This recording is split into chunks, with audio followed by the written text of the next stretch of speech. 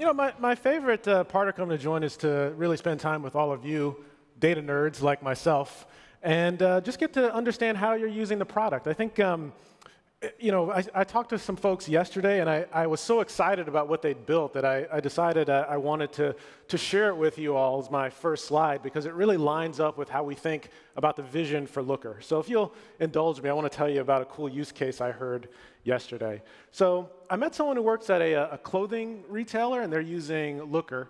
And what they've done is, on the one hand, like something I think is just fundamentally kind of cool. They built like a real-time view of all the inventory across all of their stores, right? That's kind of a neat thing. You can get alerts when inventory is getting too low, right? I think that's awesome.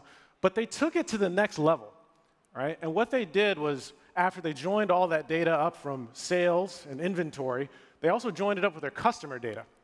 And then they created an iPad application and gave that to all of the store managers and all the people on the floor in each of those stores. Now, this is really cool because it means that when a customer comes in the door, they get kind of a personalized experience. You know their clothing size, you know their style preferences, you know if it's their birthday so that you can give them some free gift cards. You can do some really cool stuff with that. And it's not so much about the technology that comes together to make this all happen. Right? There's some complex stuff going on behind the scenes. We're talking about real-time data across 100 retail stores, all coming together, being modeled and put in the hands of a sales associate. That's all really cool and complex. But the reason it matters is because that sales associate now looks like a hero. And the reason that they look like a hero is because they are being empowered with the data that's coming in from their business. And I want you to keep that in mind as I talk about the future of Looker and the future of data. The world really has fundamentally changed. You've heard every speaker on stage, I think, talk about how things used to be. I'm going to do it one more time, because things used to be different. So I remember 5 years ago, I was learning like MapReduce and trying to run Hadoop jobs. I would never have imagined a world where I could pump 20 terabytes of data into something like BigQuery and be running machine learning clustering algorithms on it that only took 5 seconds to run. I would never have imagined 5 years ago, when I was writing some of my first ETL scripts, to join Salesforce and marketing data. At that time, that was fairly complex for me. My boss thought I was a hero. I would have never imagined a world today where our company, Looker, has 200 SaaS applications, and the average enterprise company has more than 1,000. And of course, we're being asked to join all of that data together, too. I'd never, you guys may not believe this one, but 5 years ago, this did happen to me. My boss said, Nick, what's a data engineer? And today, we have entire teams of people whose entire job depends on working with data in some way. We've got data scientists, data engineers, of course, we've got analysts, quantitative marketers. I have been to companies, and I bet many of you in the room are guilty of this. I have been to companies with no less than 3 different departments who all claim that they are the data team, and they all have different definitions of some core metrics. So if you could have predicted all of this 5 years ago, I mean, amazing. You're Nostradamus. I couldn't have predicted it. But what I can tell you, it is amazing. It means that we are actually, what's the way that I like to put it? The data nerds have won. That is the way the world is today. What? Come on, y'all. Give yourself an applause for that. The data nerds have won. And the reason for that, it's not just us trying to convince people anymore. People don't need to be convinced. Your exec no longer needs to be convinced that data matters. They're not asking why. They're asking, how do we get it done? When can we get it done? And then, for many of you in the room, why haven't we already done it? That is the world we're in right now. And the cool thing about this is the technology is advancing so quickly. You can build just amazing data architectures so rapidly right now. You've heard the story from New Wave. I mean, there's some amazing stuff coming out. But I think that means that the challenge for us all has now shifted, right? Maybe the data infrastructure is getting easier, but the demand certainly is ticking up. So I think that's where the real challenge is. You now have widening demand from people who aren't analysts, who all need data in some way to get their jobs done. It's not just coming from the executive, it's coming from everyone, all the way down through the organization, down to the front lines, down to that store manager greeting customers at the front door. And what this means is that ultimately, if you want to realize the full benefits of an awesome data infrastructure, you have to think more about how things connect. You have to think more about the platform. You have to think about the data experiences that sit on top of all of it. Because ultimately, what we're trying to do is get data into people's hands so that they can get their jobs done. All right? Now, oh, we got a slide error here. Well, obviously, this wasn't always the case. Now, there was a time when the lone analyst was kind of the hero of the data universe. All questions went through them. They were the kind of sage who you had to go through to ask your questions. But now we're seeing increasingly that anyone can become a hero with data. And for the analysts in the room, for all of you in the room, it's now your job to empower them with data. Like the data heroes of the past are now responsible for creating the data heroes of the future. Now, our vision is to empower people through the smarter use of data. Looker is going to be the platform that helps you do that. Now, there are 4 things I want to tell you that we've got to do that you should all think about to make this happen. Now, the first, our data ecosystem is just rapidly evolving. Like groundbreaking, powerful new technology is emerging like month to month. And new SaaS applications, new data sources that you want to connect to. And of course, you all want to take advantage of all of it. You don't want to leave anything on the floor. So the first thing we have to do is make sure that the data infrastructure that we build is flexible. That means it can connect to any database, any SaaS source. You don't want to be locked into any single vendor either, all right? And what do we mean about smart? What do we mean about smart infrastructure? Well, more than giving you flexibility and choice, we believe that smart infrastructure can help you make the right choices, all right? If you're using Looker, we know your most commonly used data sources. We know how expensive queries are. We have whole hosts of information about how your organization is benefiting from data infrastructure, and we can help you make better decisions.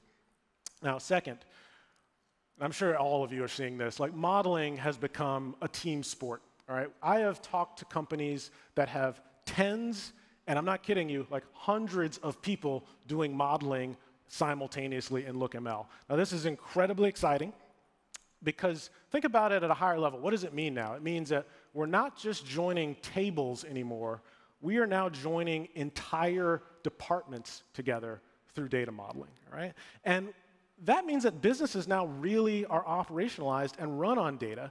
And when data becomes that valuable to an organization, it becomes special. You almost have to treat it as if it were its own type of product. Right? A high-quality product. Data has to be complete, consistent, has to be widely available. There's got to be one trusted view, all right? And it has to touch every important data source to run the business.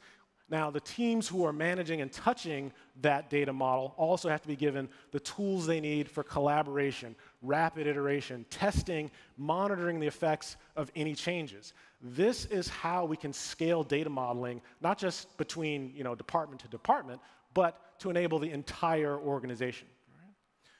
The third, business intelligence has to go to the people.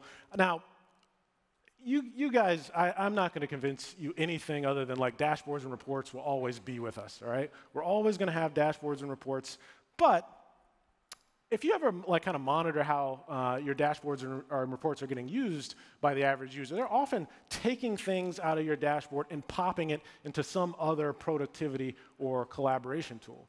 So it behooves us then to ask, like, hey, what are our end users like really trying to accomplish with our BI tools? And is there any way that we can help them get that done? So it turns out, yes, all right? Rather than demand people always move into a BI dashboard, a BI report, we're going to have to approach it from the other way around. Why don't we take BI and integrate it into tools that people are already using for productivity and collaboration? This means thinking about Slack integration, G Suite integration, Microsoft Teams, Office, the whole host of tools that our workers are using every day. We want to make sure that data finds itself into the right context for people to get their work done. Now, we can do even more. We can go even further, all right? And this is this idea of data experiences, all right? Data doesn't just have to be backward-looking. It's not just dashboards and reports. It can be used to help people make decisions in the moment, in real time, integrated into applications that help them get their work done. So this can mean a lot of things to different people. If you're a warehouse manager, it means maybe understanding the inventory and perhaps being able to restock. If you're a marketer, maybe it means figuring out the right cohort of people to send your newsletter to. Maybe you're that store merchant I talked about earlier, and you're just trying to give every customer who walks through the door the best possible experience. So we can't anticipate all of the ways that you're going to use our platform to build experiences, but we're excited to give you the best possible tools to do it. Now, the cool thing about all of this is that it's already possible today.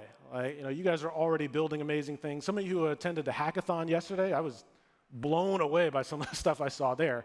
So Looker customers are already creating amazing experiences on top of our platform. I thought I'd share my favorite example because it's not just about data. It also speaks directly to how much impact data can have on the world. So I'll give you guys one quick example. This is the Office of the Inspector General, U.S. government, a customer of ours. And they're trying to fight the opioid epidemic ravaging the United States. And they've built an application that 1,600 non-technical caseworkers can use. Every morning they walk in, they open up this little application, and it gives them a real-time report that flags over prescriptions in different parts of the United States. And then they can dive in, investigate, follow up with the physicians, and figure out what's going on. The important thing about this story is that loop, that quick loop I just described, used to take 3 weeks, all right? And they have reduced the analysis, the flagging, the outlier detection down to minutes, all right? And what the real result of this means is that the data is being used to save lives, and that is super important. So I love this story. And I think that it really inspired us to maybe go a little bit further for Join. So I thought we would do something special, and I hope it works, in the spirit of data for good, and in the spirit of showing you the powerful applications you can build on top of the Looker platform. We wanted to do something special for Join. So I'm going to need some help with this demo. Please join me in welcoming our Chief Data Evangelist, Daniel Mintz, to the stage. Daniel Mintz, please come on up. Stand, let's do your fire. Hey, let's stand, let's do your fire. All right, good luck, sir. Thank you. Whoa, let's stand. All right, we're gonna tempt the fates here and do a live demo. So, as Nick said, Looker is often being used for good, and we thought we could do a little good with data right here. In order to do that, the reason we want to do that is because it is wonderful to see you all. This is amazing. We love bringing this community all together. It's amazing to sort of get to talk to all these people, see what people are doing, learn from each other. But as Frank, I was watching when Frank asked at the beginning how many people came from outside the Bay Area, how many people flew internationally. That's wonderful, but let's be real, there is an impact to all of that travel, and we thought we should try to offset that impact. So what we're going to do is we're going to collect a little data in real time from you all, and then use some of the features from Looker 7, which you'll hear more about tomorrow, to sort of visualize that and do some stuff. Sound good? So if ever, some people have already found the survey. I don't know how they've done that. Let's bring up the QR code. If everyone could go to join2019.live, or if you have a magical phone that can read QR codes, you can do that. And Nick, if you would be so kind as to do this yourself, here we go. We can bring up can watch Nick fill out the survey while you all do it. So there we go. All right. So there's our lawyer's message. You can go ahead and start. So I put in that I came via airplane, but how did you get here? I took a Lyft. I'll do Okay. that. Yep. We need to know what zip code you came from. Okay, I'll do that. 94105. Let's do that one. Awesome. All right. You are sitting on stage, which is not one of the options, or standing on stage. But if you were in the left section, the left center, the right center, or the right, if you're in the back, you'll just have to kind of pick one. I'm feeling the right side of the room. You're feeling no, that's the left side. Oh. Yeah, you're right. They're left. Stage left. Stage left. Okay, Yeah, confusing. sorry. How long have you been using Looker? I have been using it for 1 to 2 years. I'm gonna go with that. Okay, awesome. And you can just put your phone number there, so everyone, if they have problems with the product, knows how to get in touch with you. All right, you could take down that before he types the last number. Oh no, that's not. Yeah, all right. You could just. One answer needs completing. Oh, I didn't finish. All right, and for all of you. If you fill out your phone number, which I encourage you to do, we promise we will send you one text message. It's part of the demo, and then we will delete the number forevermore.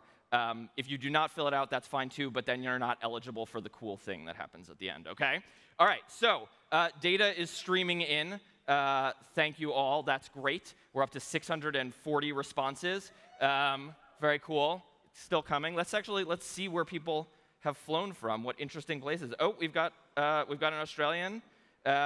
We have, oh yeah, all right, somebody's clapping about Australia. We've got some folks coming from India, some folks coming from Japan, Spain, France, the UK, a Romanian, excellent, okay. And we can even see where people are sitting in the building, very cool. And we can start to get a sense of whether longtime users are traveling further. And it seems like most people did, in fact, take an airplane to get here. 2 people did take electric scooters, so awesome. Cool, so these are our new dashboards that you're going to hear more about tomorrow. But now that we have the data, that's good. That's a good start. But now we need to do something with the data, right? We want it to be actionable. So we've actually built a little app right inside Looker, which is something, again, you'll hear more about this tomorrow, to do something with this data. So we can bring that up, and we can see how much carbon was actually produced by our travel here. It is 3 blue whales worth of carbon, and we'd like to offset this, right? So we're going to say we want to offset all of it. And this data is actually being pulled in directly from the surveys that you've just filled out. Do you all want to get home? Yes? Yeah? OK. You do. OK. Great. So we're going to double that. Let's double that. 221. Whoops. 21. It changes when I type. OK. Great. So we've doubled it so you can all go home eventually. And now we have 6 blue whales worth. Great. So let's estimate how much it would cost to offset that. $532. I think we can handle that. So let's purchase some carbon offsets. So we've done that now, and we've now offset your travel here by buying renewable energy credits from the Bethel Wind Farm in Castro, Texas.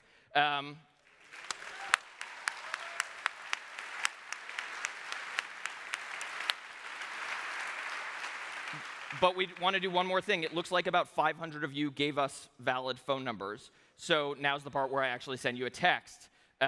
So we've got a data action built with Twilio, and I'm going to blow up all your phones, I think.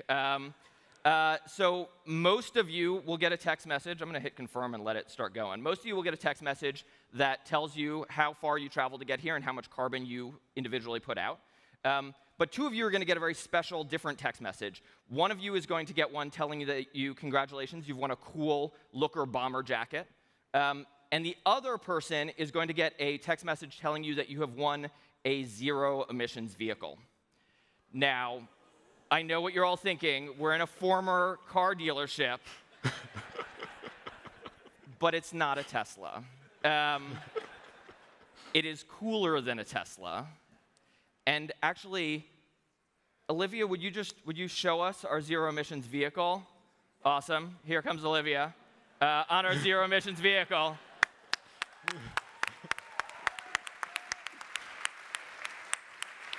That's right.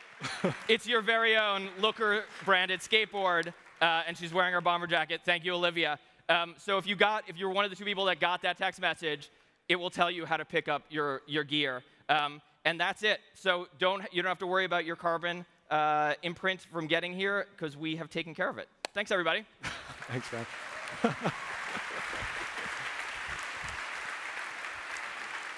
Wow. I can't believe that worked. So awesome. Hope you got a taste of what is coming in the Looker 7 announcements tomorrow. You get to see this vision made real and all of the new features. Looker 7 is about a robust framework for building any sort of data experience you can imagine. We've got a scalable enterprise-ready architecture, and of course, we're continuing to work on powerful analytical tools right out of the box. It's an incredibly exciting time to be a Looker user. So I'll just say thank you. Hope you enjoyed hearing me talk about the vision. Thank you, Dan, for that awesome demo, and thank you all for being supporters of Looker. Thank you.